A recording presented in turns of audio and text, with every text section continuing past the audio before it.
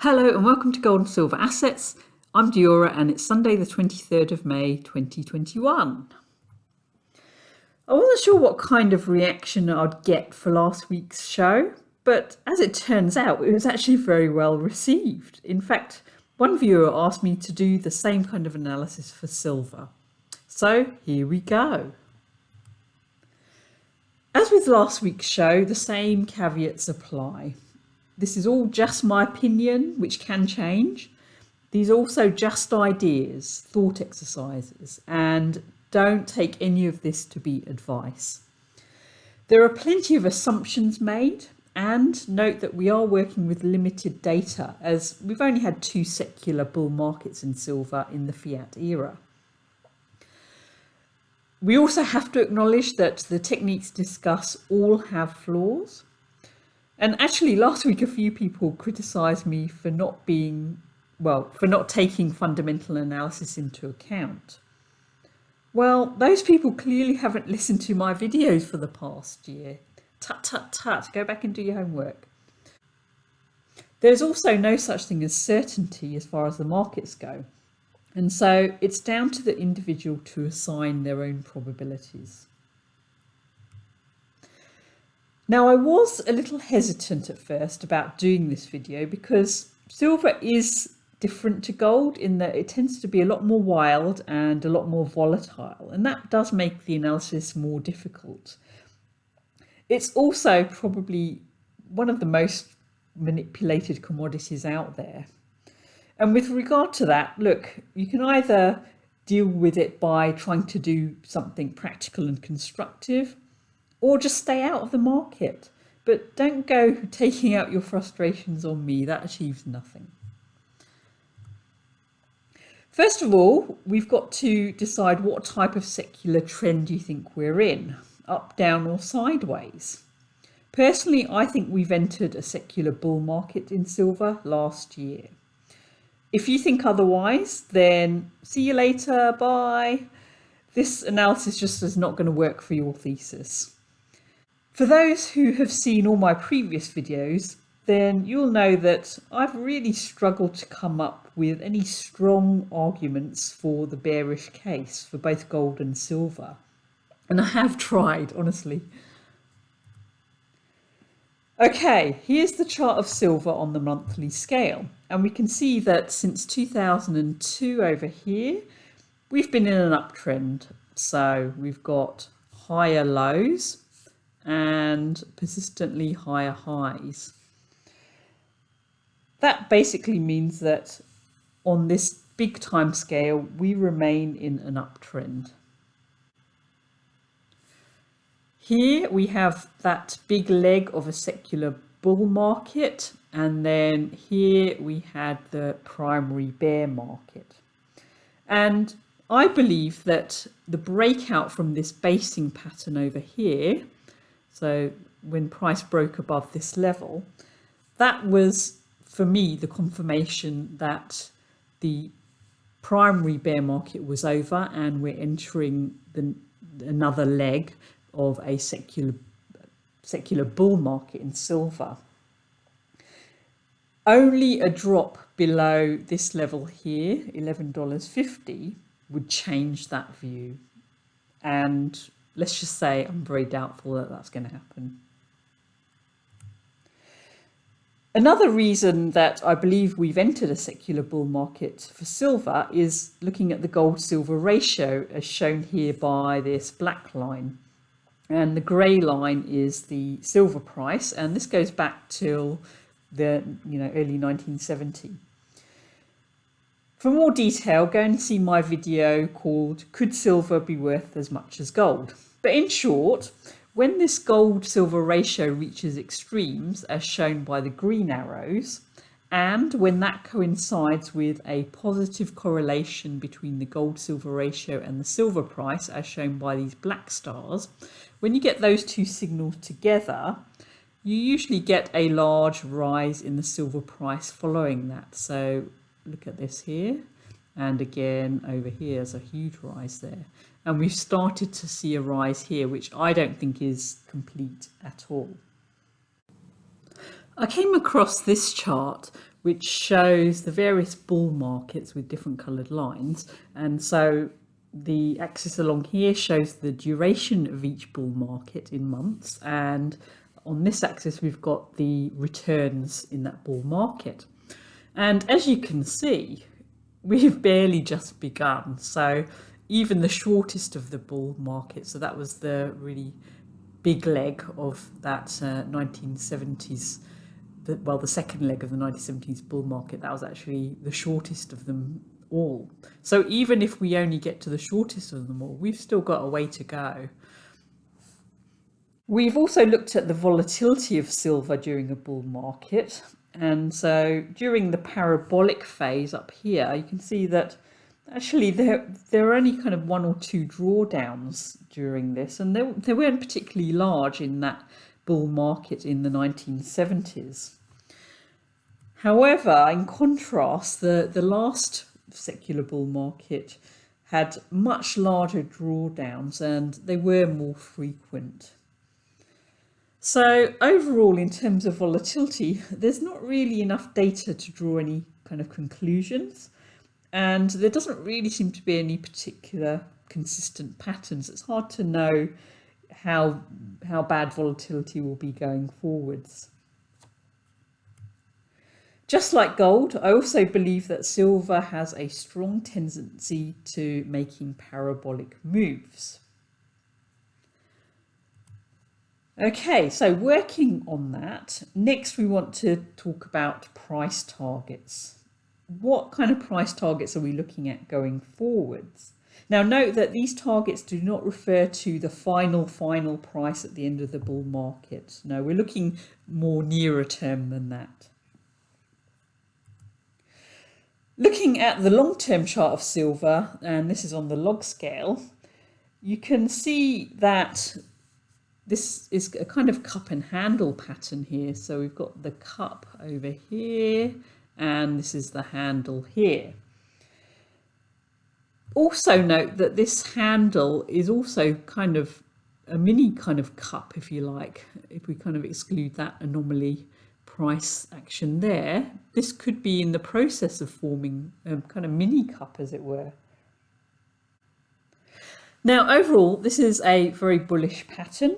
And in order to determine the price target, we do that by measuring the height of this cup.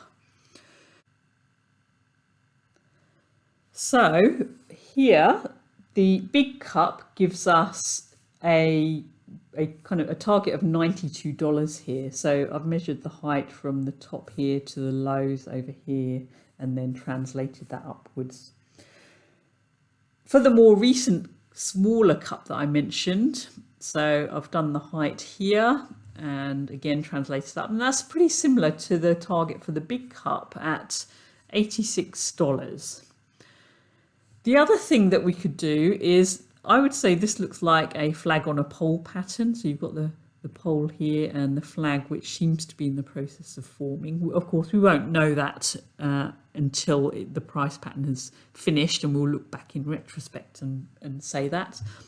But if that is the case, then we're looking at the height of this pole and translating that upwards. And so that gives a closer target of $44 before getting to these higher targets there. Let's look at Fibonacci extensions. Now, I do find this technique quite variable. It's not overly reliable, but let's look at it anyway. So if we first look at that handle from 2001, so that's over here, then that gives us a target of $72. When we adjust that, so we do a log adjustment of the fib, then actually that gives a target of $110. Which one of those two is the more valid of the two? I'd be interested to hear from you, particularly since we get quite different results there. And what about if we look at the giant cup over here, dating back to 1980? Well, that gives us a target of $75. And that's similar to the target we saw a bit earlier. And if we log adjust that, we get $238. Do we have any clues about the trajectory the silver price will take? This is an idea that I came across from Patrick Kareem at Bad Charts, and I like his work actually. He seems to be very creative and imaginative with charts. And thanks to our couple of viewers there who actually pointed me in his direction. Okay, so here we have two charts of two different assets. Don't you think that they do look pretty similar to each other, don't they? You know, we've got this initial rise, then we get a drop, a bounce, and then a big drop, bounce, drop, form this basing pattern, and then moving up and forming this kind of flag. And the same here, up move, drop, bounce, big drop, bounce down, forming this basing pattern, move up and starting to form this flag. Now, yeah, look, they're not identical, but you know, the trajectory is pretty similar, don't you think? What could these two assets be? Well, I shall now reveal them. So this chart is silver, which I'm sure you all recognize that anyway. But interestingly, this is Ethereum in US dollars. This is silver on the monthly scale, and this is Ethereum on the weekly scale. So you can see here that the difference here is that they cover different time scales. So silver is over about 10 years, whereas the Ethereum chart covers about 3 years. So it's kind of, the price action has been compressed over a shorter time.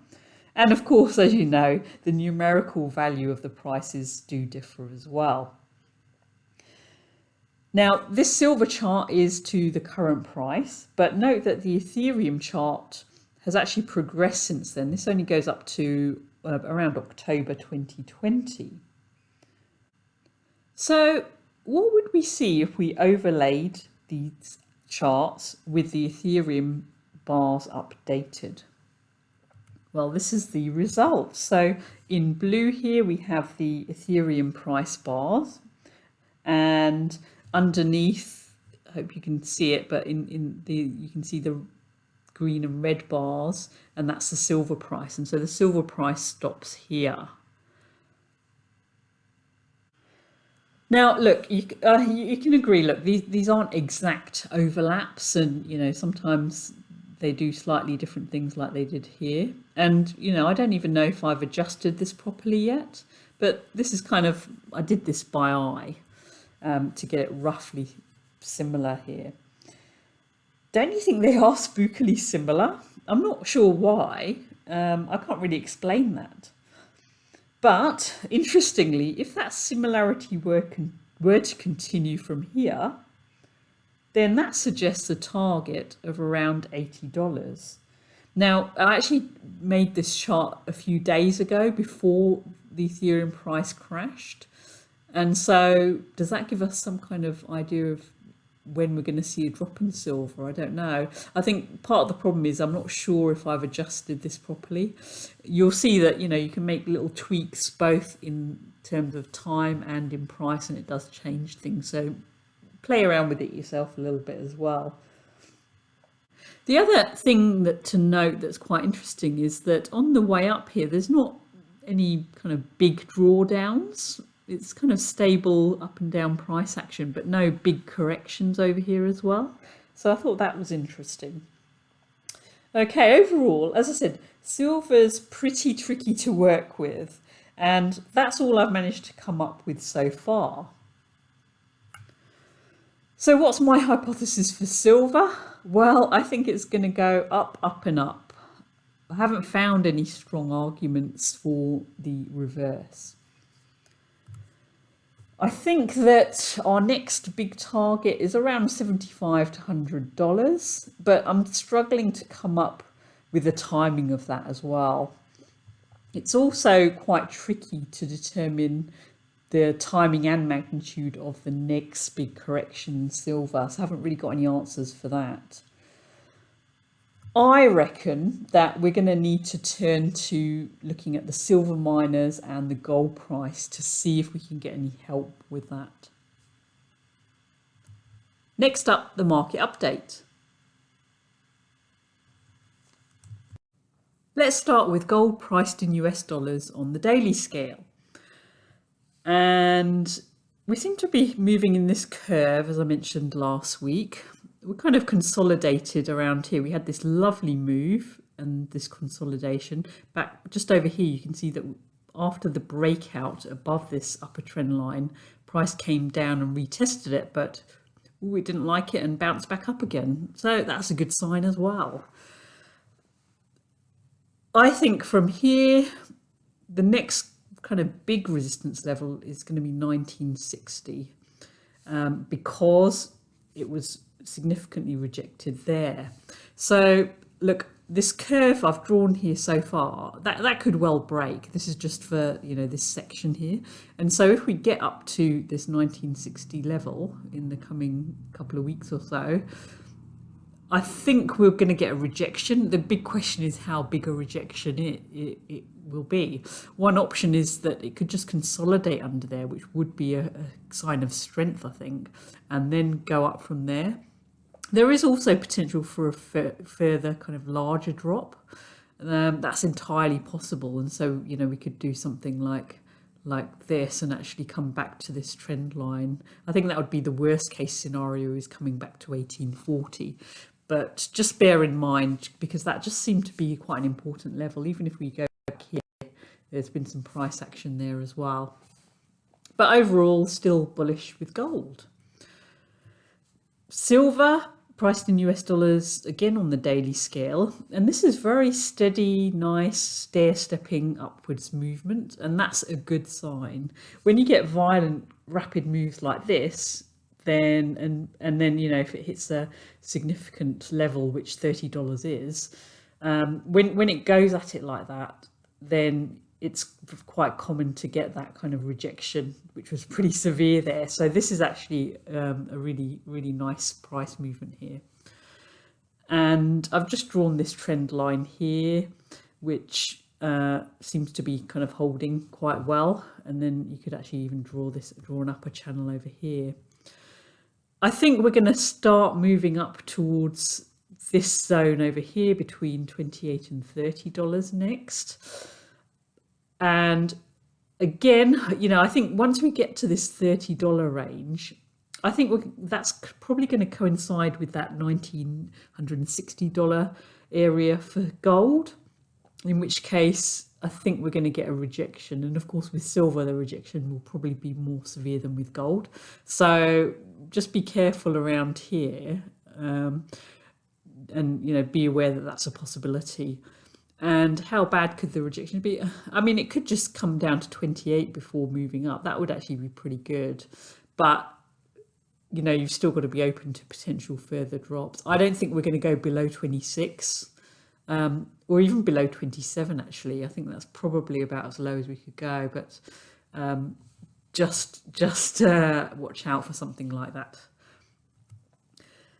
Here is the GDX on the daily scale, and very nice movement here. We broke out from this long-term downtrend.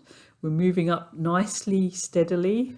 And over here, it kind of looks like a little flag forming potentially. We won't know until, of course, price breaks above that and the pattern is fully formed. But I still think this is all looking pretty good. Of course, this 40 area was support and resistance over here. But I think it's going to break through there, actually, and start moving up again. And that's in line with what I think is going to happen with gold and silver. Perhaps it will reach this 46 level before getting that rejection, again matching the rejection that we're thinking might happen with gold and silver prices. This was interesting, I thought. So this is the HUI to gold ratio. So any upward moves in this ratio means that the miners are outperforming gold. And you can see that this has been in this very long-term downtrend. So that goes back to about 2005 here. And This is on the log scale, and I've joined those highs here, and you can see that we're retesting them for a fourth time. I think it's going to break through pretty soon. It just feels like we're just on the cusp of something. And once it breaks through, I think the miners are going to outperform for some time. And we're looking for the next kind of resistance point to be about 0.35 over here on this. And finally, we've got the SILJ, Silver Junior Miners. Also looking very good. We were talking about this 1750 level, and I had wondered whether we would consolidate at that level, which we seem to be doing, possibly forming a little flag. So I think we've still got a few more days of price action before we actually break out. Maybe the end of the week. I don't know. I'm pretty terrible with timing, but that's what I'm thinking. But I think this is looking very, very good.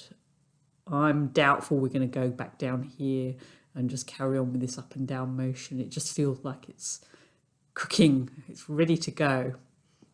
And let's have a quick look at the SILJ to silver ratio. So again, an upwards move means that the silver miners are outperforming silver. And this has been forming this consolidation, which looks like a symmetrical triangle. It's very long, drawn out, but we're heading towards the top of it. And once we break through that, which we're pretty close to, then we can expect the silver juniors to outperform silver. So that could be quite exciting there.